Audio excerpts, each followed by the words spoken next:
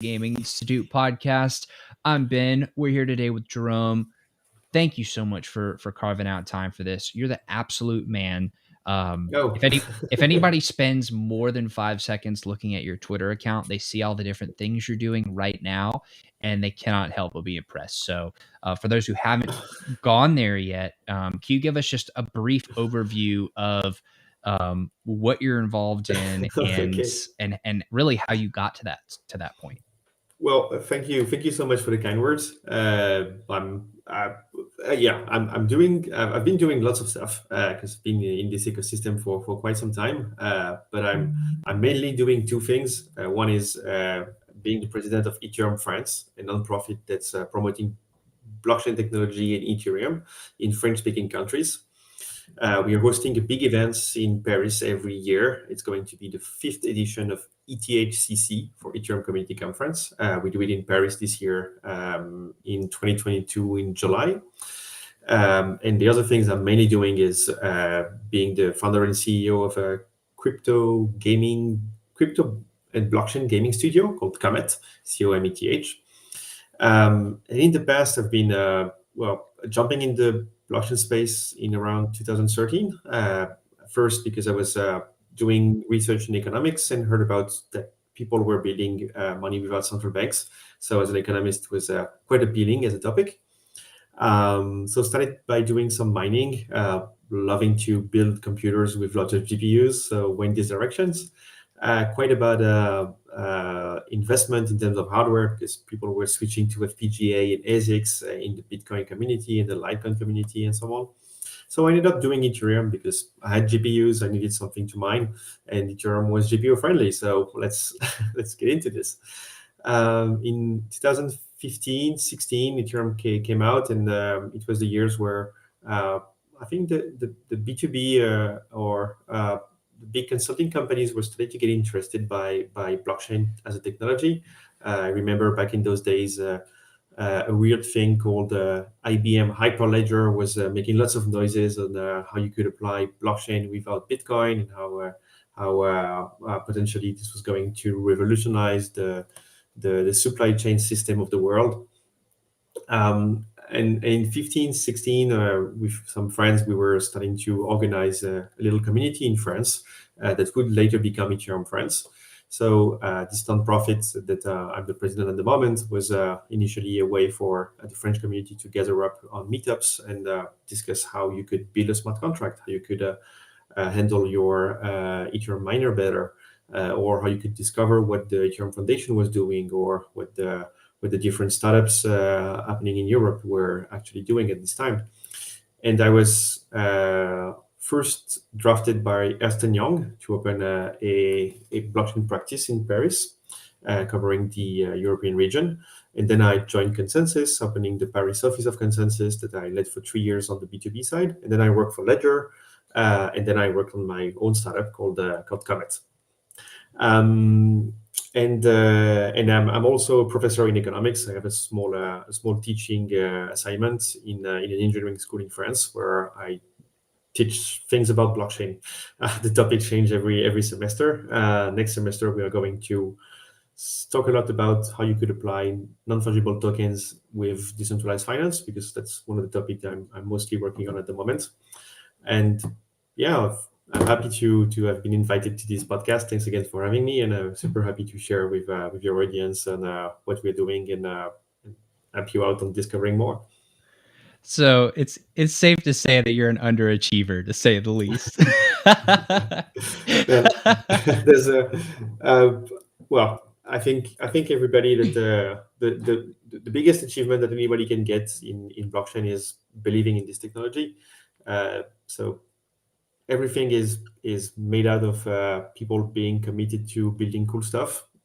So for anybody that wants to get into it 100%, meet people around you. I've been doing stuff, but I've been partially succeeding in some, succeeding in others, failing in others. And the thing is, it's all about the people you meet and the people you are building it with. So just go out, meet some blockchain people. We are lucky in the Ethereum community and in most of the blockchain communities to be super welcoming. You'll meet great people, and and eventually do cool stuff. So get into it. And I was just kidding, by the way. Obviously, you've done an incredible number of things, and you continue to do those things. So I was just making a little joke there. But let's talk a little bit about how you decided to allocate your time at this stage of your career. I mean, you came from an economics background.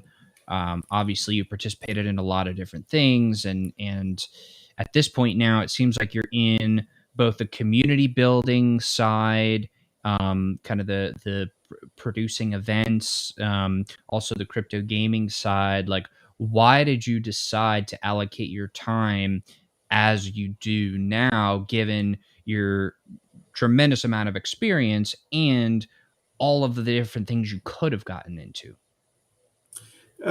Well, so in terms of career choice, it's I should have asked you what is the typical age of your audience. Is it people that are getting out of college or just entering college? Like, but in terms of career choice, I've tried my best to follow my passions, because when I'm not working for things that passionates me, I'm usually very lazy. I'm not very not very committed to things that I find boring. So I've tried my best to figure out ways to have the highest salary in my early days in my career with my skill sets. So I'm an economist by training. So I've done some econometrics, some statistics, some economics modeling.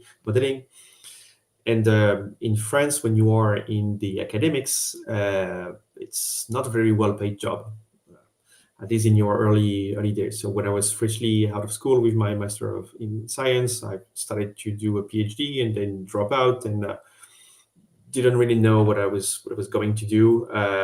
Found a job at a public institution in France. It was a subsidiaries of the Ministry of Finance, doing statistics with other European Ministry of Finance and social protection ministries and so on.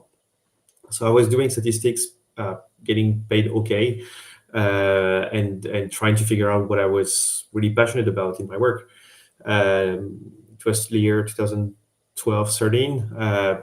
I started to do some Bitcoin mining, not very successfully, but like just having fun. And I just realized that I was having so much fun trying to discover this new field, because I knew a little bit of programming, I knew a little bit of hardware, computer hardware management, but I haven't really been specialized in those. And you know, it's a matter of luck and opportunity at some point. Ernst & Young was looking for someone to manage their blockchain team, and at this time there wasn't many people that knew about blockchain. We're talking about year 2015, or that was very visible in the French ecosystem that was doing blockchain stuff and not working at a startup. So I got lucky to get this opportunity to get a couple of interviews at Deloitte, Ernst & Young, and so on, the big consulting firms that were starting to get into blockchain, or starting to basically want to put someone in front of clients that was asking about blockchain, because those consulting firms, they get a lot of high profile clients that are consulting them for, hey, can you tell me about big data? I don't know about big data. Can you tell me about NFTs? I don't know about NFTs. And you cannot say no, because you're getting paid so much as a consulting firm to bring those high profiles. So you should have an expert for everything. So I guess they figured out they could hire someone paid him okay, like a consultant in those firms, and just be the blockchain guy. And that ended up being me at Ernst & Young back in those days.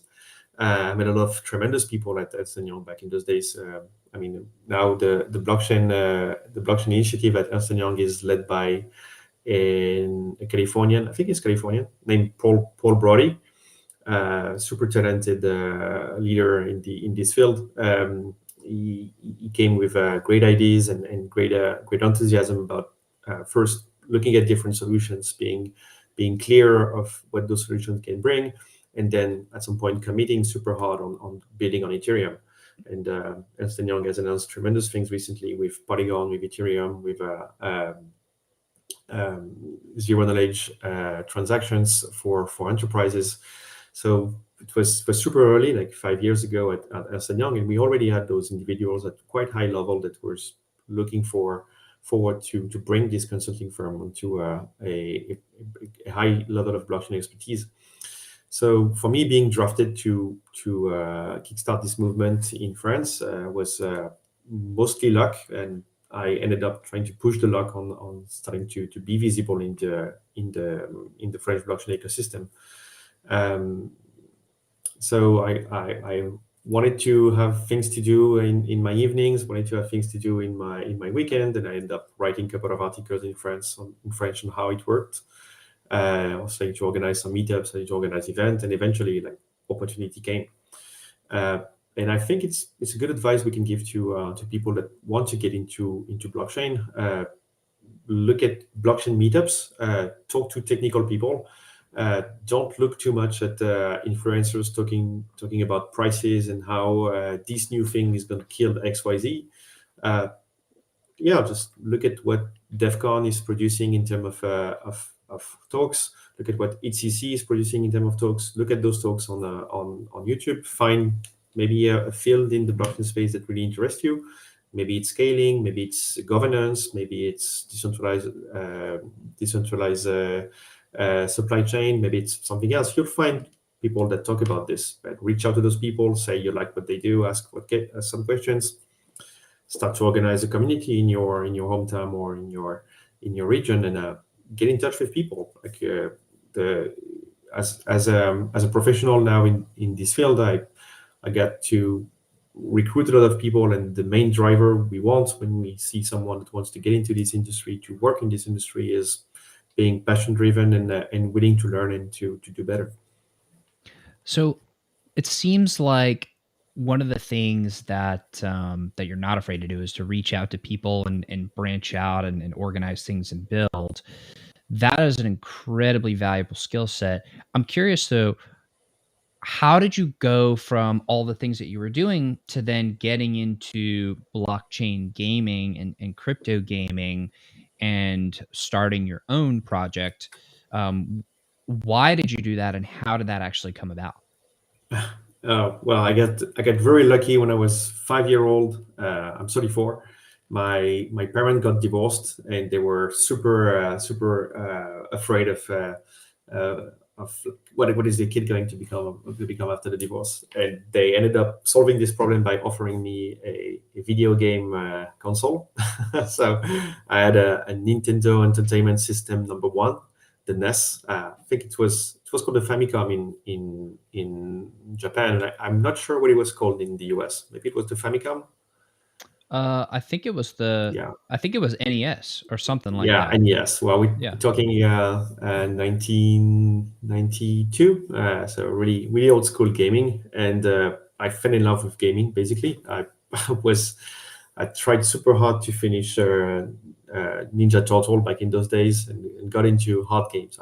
I like the challenges that some games give you, and the 8-bit and 16 bits were super hard games.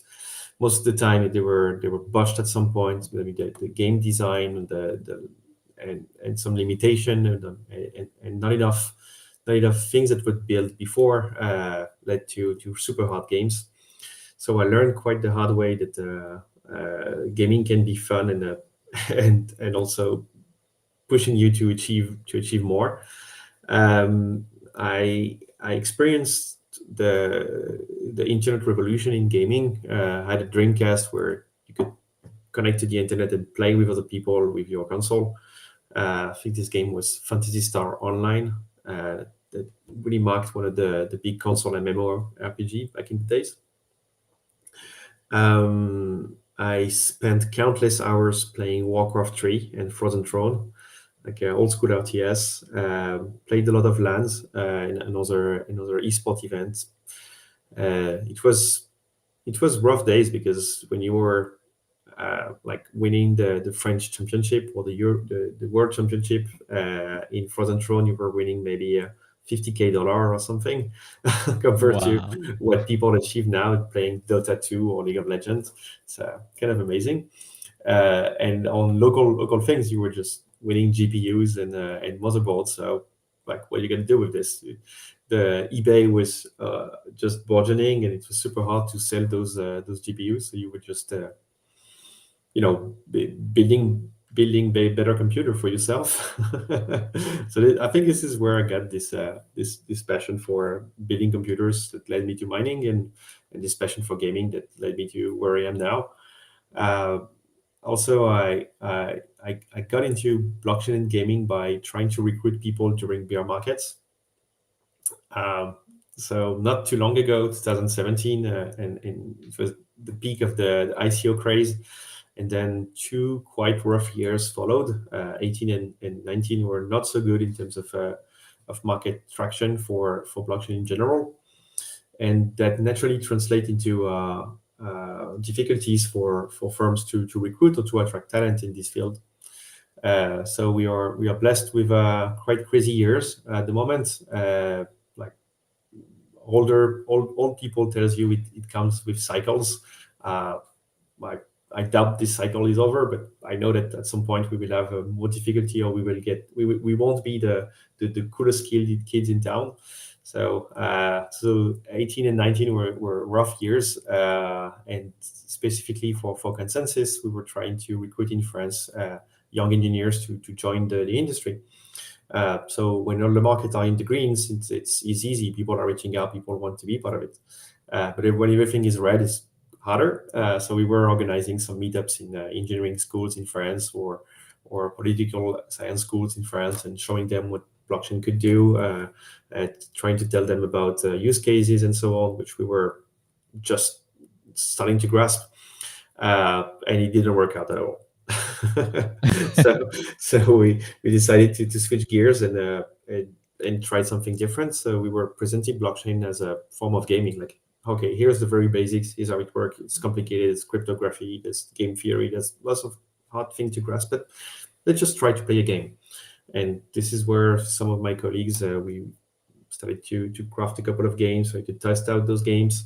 And I could really feel that it was super powerful to get people into blockchain. So the primary motivation on starting my own startup with this approach was to have something that could bring people into blockchain a different way than just telling them like, hey, here's this super cool ideas about decentralizing XYZ. You should get a token and install a wallet. And then you go into the hassling of getting into crypto. Like, okay, you need to open an account at an exchange, but what is an exchange? Do I trust this? Now you need to save those 24 words, but not in your email, not in your whatever. Like, hey, this is hard. And now you have to pay gas fees. What is fees? So all of those hard concepts. If you start by playing a game, you get into the appeal of the gameplay, the appeal of the thrill of gaming, and eventually you stay there and you accept those difficult steps you have to take before you are crypto ready. And overall in the blockchain community, specifically in Ethereum, we have lots of people that are deep into gaming. One of the initial one of the founder and also one of the initial contributor of Ethereum was Jeffrey Winkles, and he was a game developer. So the main Ethereum client at the moment is Get, GETH, and it's been developed initially by Jeffrey Winkles.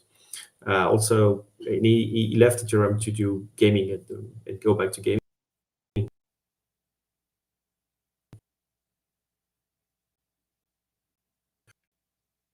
And passion for blockchain because he had a trouble with playing World of Warcraft and having his main character being nerfed, and you're like, this is not normal. Like, how can someone nerf my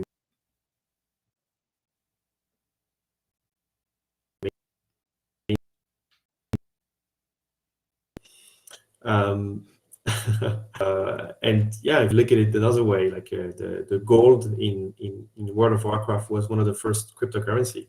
It was something that was mined and exchanged for hard cash, and sometimes exchange as a mean of selling transactions on the internet.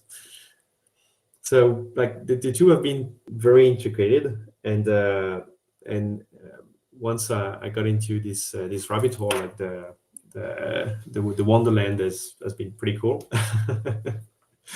Blockchain can be applied in very different ways to gaming, and we are only starting to see what can be done with it. So let's talk a little bit about, because I agree with you completely that we're so early on, and we're just kind of scratching the surface of what's possible. But from somebody who's been, I mean, so deeply integrated in the space for so long, I mean, you're coming up on a decade here. What do you see as the possibility? What do you see as the future? What do you see as the goal for what we're really trying to accomplish with crypto gaming, blockchain gaming? Could you imagine gaming today without the internet? It's really it would suck. It would suck a lot.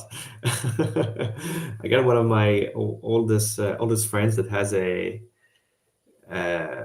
he has a nostalgia gaming shop. So sometimes we go and we play all the Super Nintendo or all the Neo Geo games that he's now collecting and selling for good money. You always have this nostalgia of playing those games. But this weekend I was playing games on Steam, like being able to download them and use them on multiple platforms, being able to compare my achievement with my friend, be able to sometimes play multiplayer game directly with someone that is living in New Orleans, for example. That's changing completely my experience in terms of gaming, but also it brought us completely different business models. Like before, if I wanted to 20 years ago, if I wanted to put comment into the markets, I would have needed a publisher. I would have needed someone to press my game into a CD and then sell the CDs on my at GameStop. Like, if GameStop existed this year, I don't know. But so complete change in distribution, complete changes in access and business model is an interesting thing that internet brought us, and definitely something that blockchain is going to completely not revolutionize, but probably just infuse in every of its aspects. So I like to look at blockchain and gaming and from different angles. The most obvious one, the side of the iceberg that you can definitely see is that, now we have a way of properly giving ownership of gaming assets to the players. And I think most of the games are heading this way, and most of the legacy games are heading this way. We've seen some backlash in the press with Ubisoft going this direction and having hardcore players being super vocal about it. I really think it's just a vocal minority compared to what most of the others think about it. Like when you look at what collector editions of games are worth or how easy they are sold, it's definitely an indication that there's an appeal in the current market for having collectibles that are interoperable more directly with the game, or more easy to bring cross channels into the game. So game asset ownability is a first, but this game asset ownability itself opens up a large spectrum of services and game design choices that can be built around that. So from a financial perspective, you can feel like, hey, I got this NFT now, I should be able to lend it, I should be able to sell it, I should be able to use it in video game 1, video game 2, video game 3. If you do a license of games, you should be able to import those NFTs from one to the next, and bring customized and build customized experience for people that own those NFTs on various games.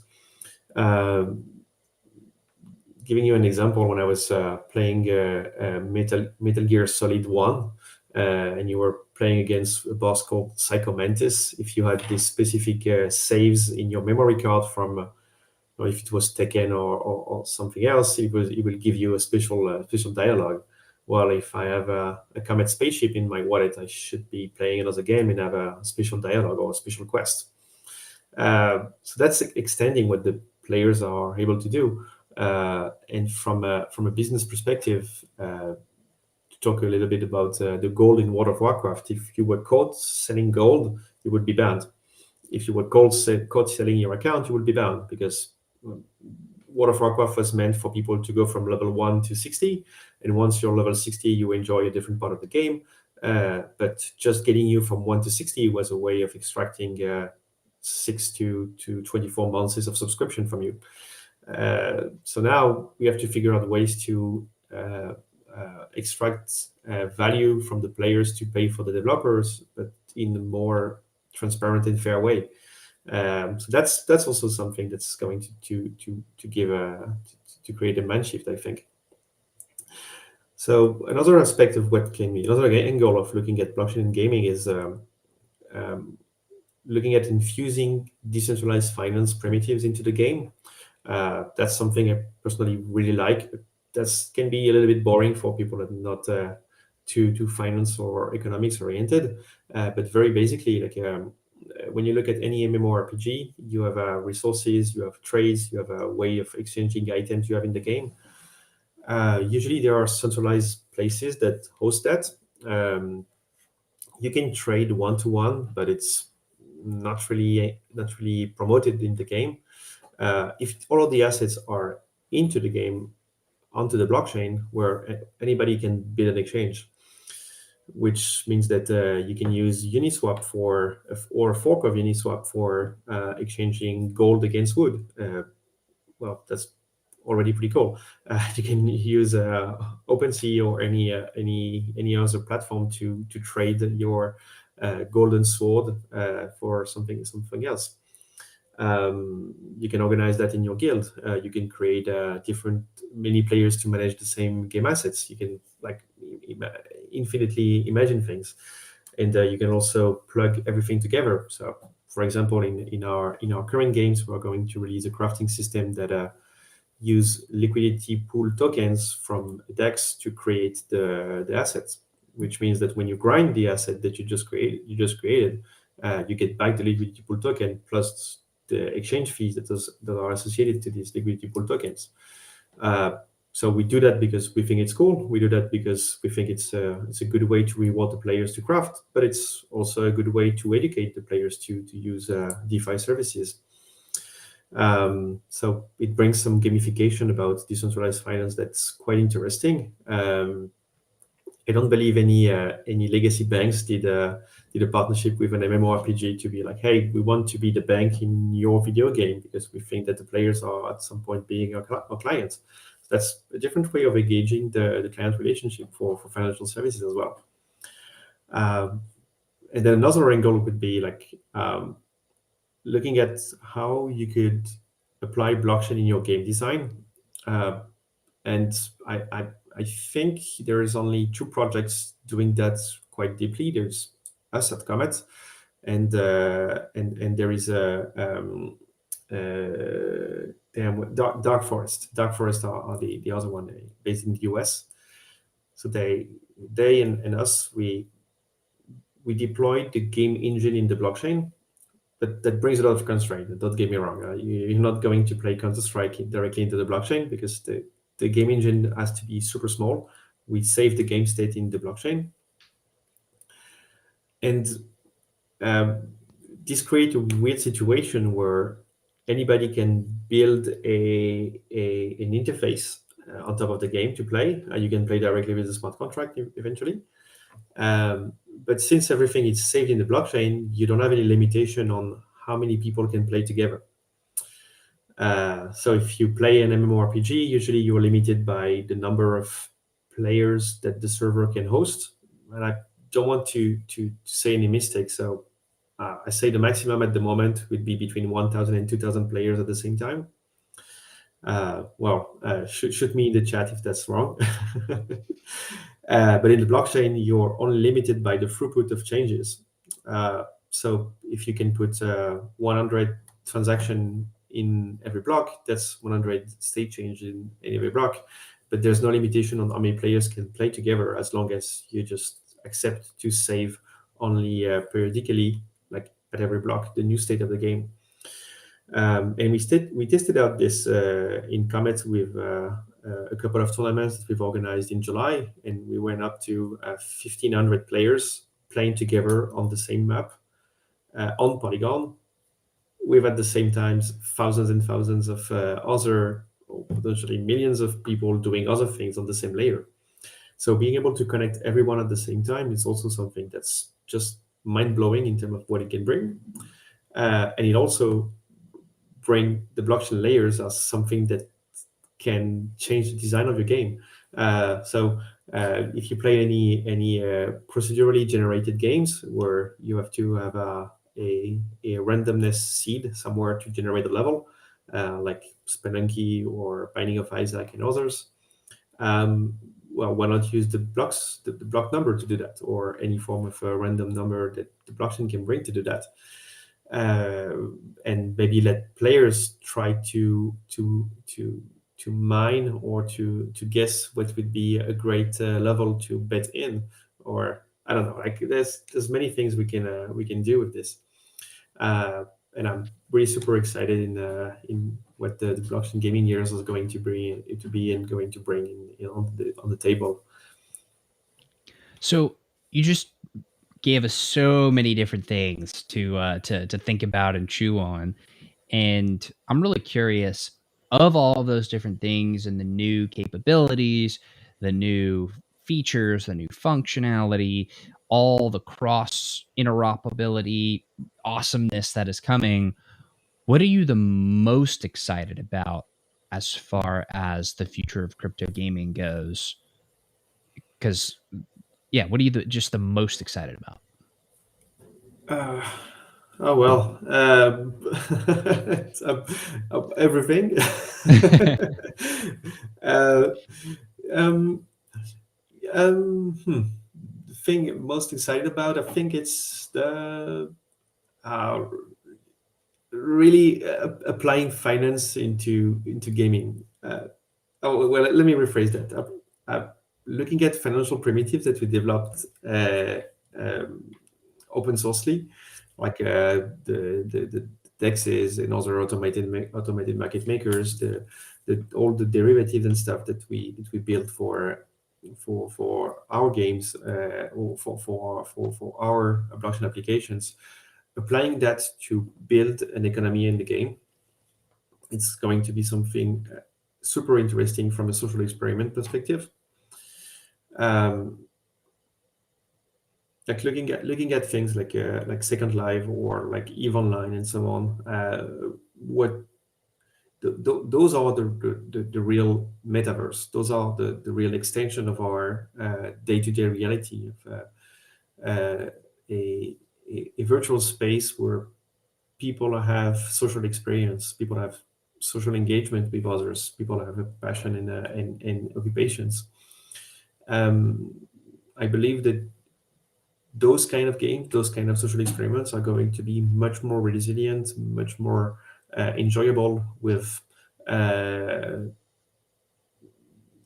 Web3 finance, basically.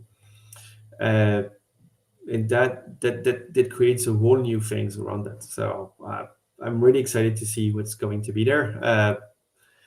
To be fair, building such games, such AAA games that have this massive impact is extremely costly and extremely ambitious. So right now at Comet, we're not building those kind of things. We're focusing on different stuff, but I clearly expect some big studios to get into that at some point. We'll be part of it one way or another, but there's definitely exciting things to build around this idea of a real metaverse or meta space. I guess the word is a bit inflated right now, but that's definitely something that's super exciting to see unravel. Yeah, I'm excited for it too. And I actually think and maybe people will disagree with me on this idea, but I actually think the metaverse is just kind of like the internet and everything that is involved with it. Anything that's digital that is not analog is a part of the metaverse, and there are going to be multiple verses. Like each game has its own little universe that is a part of the greater metaverse that eventually, hopefully, we will be able to like fluidly move between, and we won't have any sort of restrictions or walls or like barriers or boundaries. We can just kind of move fluidly between all the different games, all the different universes, and there's no friction to that. So, yeah, I definitely agree with this approach as well. And it's, I mean, that's our ambition at Comet. Also, it's to let people experience different games or different play style or different social interactions with their wallet identity. Like they're just a wallet for us, and they should be a wallet just for the rest of the internet. So whatever they have on their wallet, whatever tokens they hold, whatever previous experience they hold, we want to craft special experience for them, and let them enjoy an exploration game. Let them enjoy a real-time strategy game. Let them enjoy a more casual wash your spaceship game, or breed your biggest alien game, all those kind of things. But have them interconnected into a complete experience is definitely something that we would love to see happen, and we're slowly trying to work towards. In I remember when we were playing Warcraft 3. We had different mods, and those mods were extensions of this universe. Like you were playing a ladder ranked game, super competitive or really casually, and so you have different things you can do, like doing one-on-one, super competitive, doing a free for all, more fun, less competitive, or doing random team games where you don't know what you're getting into. And at some point, you get those were so much fun. You had so yeah. many, like you had, I think it was Hero Line Wars, Lycian, and you had Winter Mall Wars, and you could like build mazes and build. There's That's so it. many cool things. On the side of the main game, you had mods that were super successful. Like Dota was actually a mod initially. Tower Defense was a mod invented from this, and and, uh, and yeah. So when you start with having a universe and that is easy to build on top of, that is open to creations from its users, and that manage to gather a community that is wide in terms of spectrum of interest and spectrum of commitment to the game. You can give them a lot of different experiences.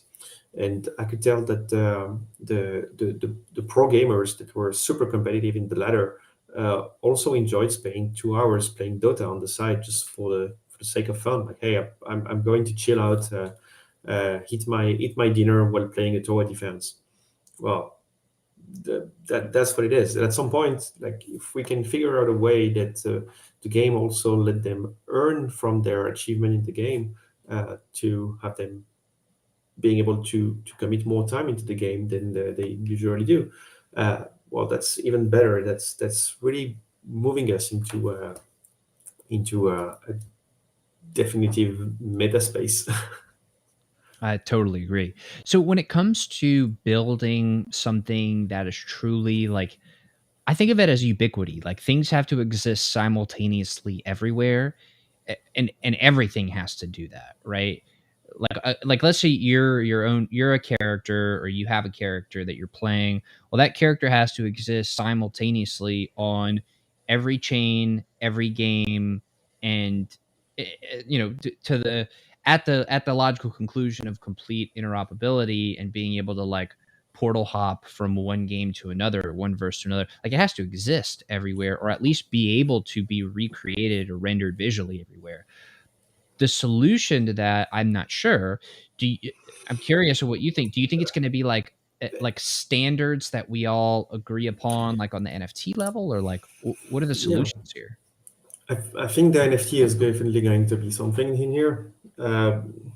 So at the moment, what we are working on is making sure that with your NFT spaceship, you can play different games with having this spaceship as the main game asset.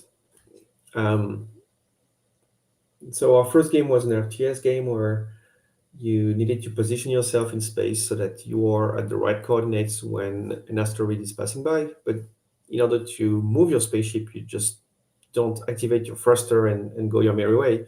You need to look for the spaceship around you and calculate trajectories, because you could pull yourself thanks to gravity to them.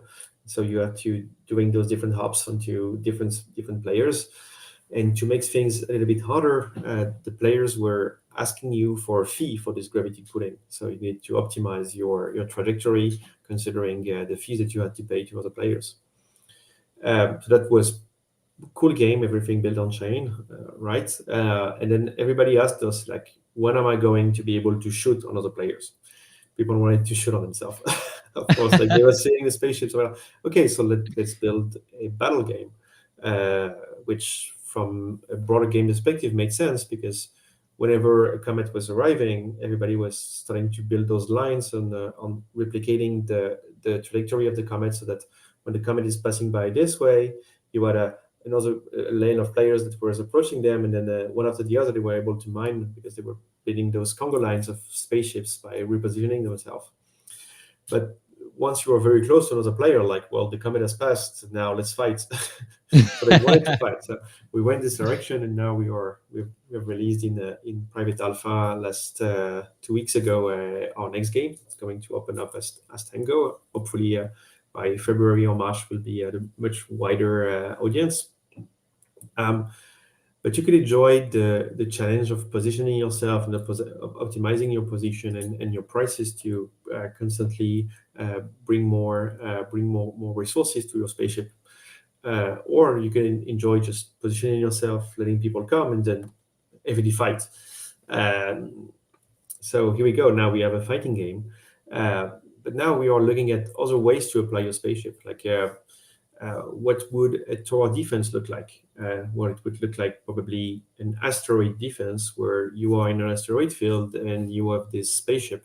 You have to protect your spaceship from asteroids coming back. So, like, you have to position your drone, and the drones are the tower. So, like, how do you do that?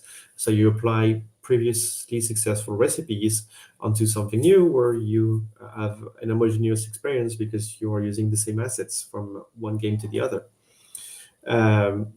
So not going to reveal everything we have on the drawer, but like different games that you can play with every time this same approach. If you remember Metroid, you used to have the spaceship as a way to like regenerate your character and go back to exploring the levels.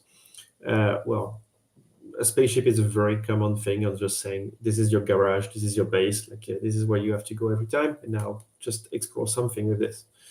But that's us creating different experiences around the same assets. And so it's easy to have a standard if you are the only one using it, of course. But we are also opening up on letting other NFTs from third parties have an influence in the game. So I'm very excited about our next sprint. In 2 weeks, we will be able to definitively showcase NFTs from other projects into our games. So if you want to equip your Bored Ape Yacht Club ape as a character or pilot into one of our spaceships, that's going to be possible. You just have to have it in your wallet. That's bringing utility to NFTs that were previously just arts or collectibles. And I'm definitely looking forward to be able to use my spaceship in other games. We had discussions with projects that were building racing games, mostly with cars, but also with spaceships, and saying, well, we have spaceships, you have spaceships, so maybe your spaceship can be used in our community and back and forth. Yeah, let's definitely do that. it's a different ways of thinking about the IP of your game. Like in the gaming industry, I came to realize that the intellectual property of your game engine is something that most of the studios are super protective about. And when you use an asset from another game or into your game, you're like, no, that's not possible. Like, I don't want that to happen. Well, from the blockchain community perspective, we are super keen on letting people do that. It's there's things that are going to be hard to conceive, I think. So right now our spaceship are pixel art 2D spaceships. We've started to render them in 3D or to give other views, still pixel art of those spaceships, so that 3D artists could probably build a 3D thing. So that's going to bring limitations. But definitely the NFT standard is probably agile enough to encompass different use cases and different approach. Like, there are some music NFTs already in the market. I want to be able to equip one of those music NFTs on my spaceship, battle against you, and since I have this NFT equipped, impose my bad taste in music during the fight that you have to listen to my NFT. That's part of the social experiment about playing against someone else. So of course we will have to do some moderation on that, because like if I record myself rapping about how New Orleans sucks and singing that over and over again and imposing you to play against me, I mean, like, hey, this guy has music that's definitely insulting to me. Like, can we all vote and ban those NFTs from being equipped in the game, or doing at least the effect? And that's what DAOs are for, and that's what token-based governance is for. So why not? So are you thinking that it's going to be more on the games themselves to build almost like an interpreter for whichever standards of NFTs that they want, and the interoperable part is the NFT, and then it's up to the games themselves to like render that and build functionality? Or do you think there's going to be more of like a universal translator that can help NFTs that's like almost middleware between NFTs and games, to where it goes in and it learns from whatever open source code there is how the games are rendering these NFTs, and basically like reformatting the NFT to fit into the game? Like, so I don't know yet what the path of least resistance is going to be, but so definitely for us at the moment, looking at parsing your wallet and looking at different NFTs you have is something super easy. Rendering them, like, just, hey, you have this square with this character on, like, putting it in game is pretty easy just to showcase it. Now, if I want to have a proper game asset that walks, talks, move, and is animated, it's going to be much more difficult. of course. So I could definitely see some big players just saying, well, here's our standard. If you want to give a body to my head, well, that's the body you have to use, or that's the body you should use. Of course, I'm not going to be able to impose that you use it, but I can nudge you to do it because it's already available. Probably also big games that are going to come with defaults and tell people, like, hey, here's the default, it's that. If you want something custom, just here's the GitHub, just push us something that we can integrate.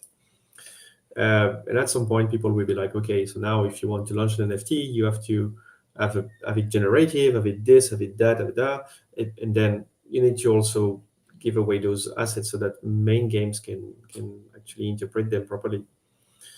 So I think that's plausible outcome, plausible scenario. So really, we're at a point where we're not quite sure yet but it will become more apparent over time as the solutions are put into effect and as we see like, okay, well, what's working, what's not, and what seems to be the best answer to this, the best solution to this problem. Yeah, totally. I mean, I think this year we're going to see more and more games interpreting NFTs from third parties. So some connection initiators will be disappointed of some things. They will propose alternatives.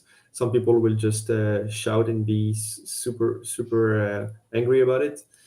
Some people will be like, "Oh, that's a cool initiative!" Like, but you should have done better. Like, let me help you out. Like, here's a couple of sprites you can use, or here's a couple of things you should have done. And at some point, they will be like, "Hey, if you want to use my token, here's my logo. If you want to use my token, here's this sprite." We're not there yet of having a template of here are all the things that you should have next to your NFTs, so it can be properly interpreted in all games. But we're pretty sure we will get there with an intermediary steps that will be like people will do weird stuff. And you have to figure out a way to keep up with the homogeneity of your branding, of your design from one game to the other. Cool. Well, I know we're getting close to time here, so I just have a couple more questions for you. Then we'll start to wrap it on up.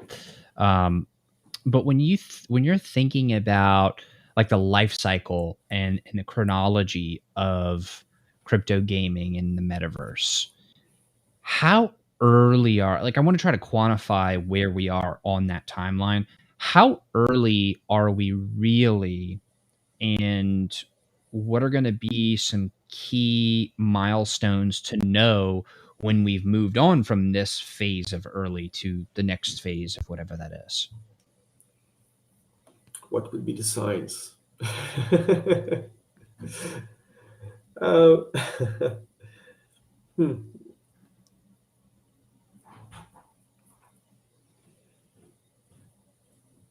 So when you'll be able to log in with your wallets on main platform, on legacy platforms, like I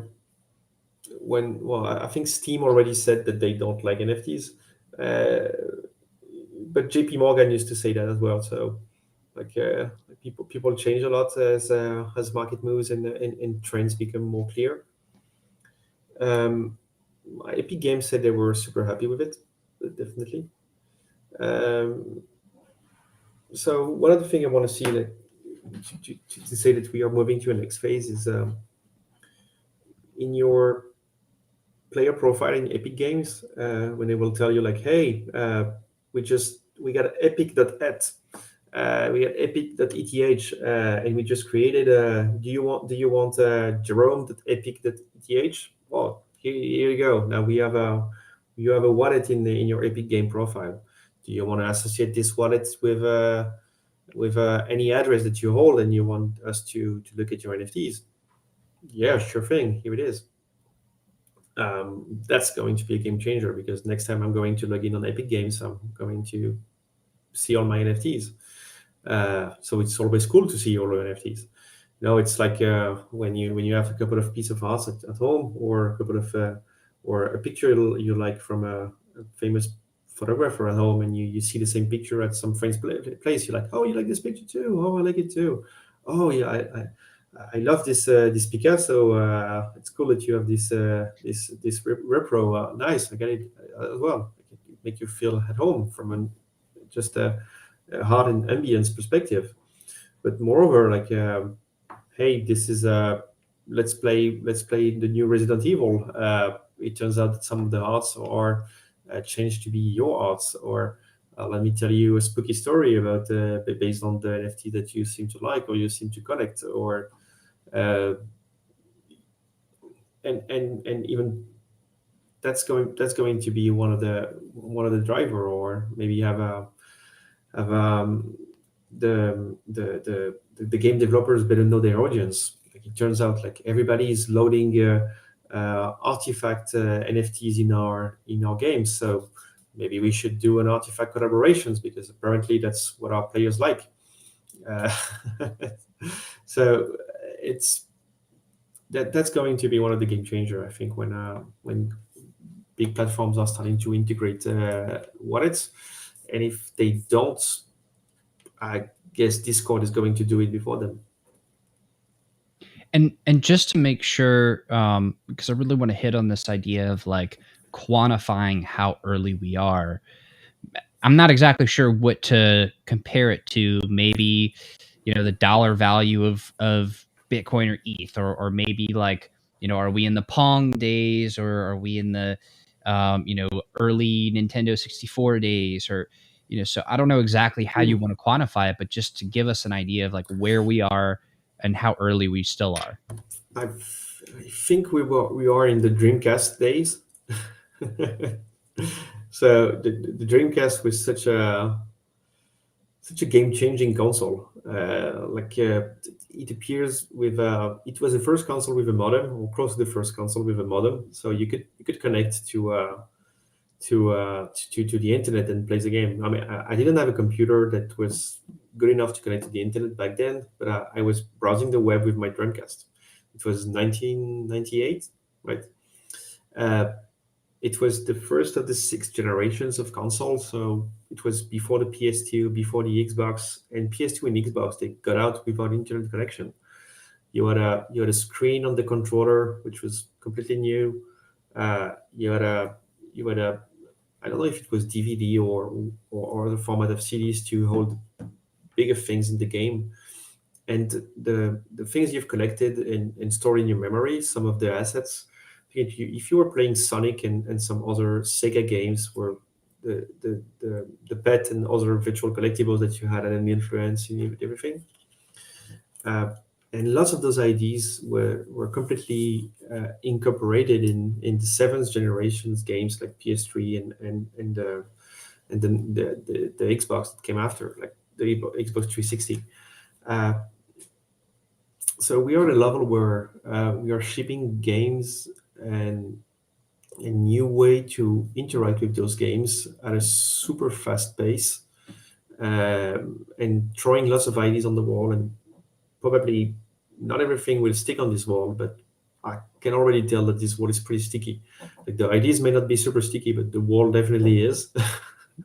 So we'll probably jump from 1998 to 2005 pretty fast. That's amazing. Amazing. Well, Jerome, I want to thank you so much for coming on the show today. I really think you did a great job of covering like a lot of what's coming and what's possible. And I'm very excited about it. Clearly, I'm biased. I started the Crypto Gaming Institute, but I'm incredibly excited for this. So I just want to say thank you very much for taking the time to share and come on the show and chat today. So thank you. No, thank you for having me. It was a pleasure to chat with you.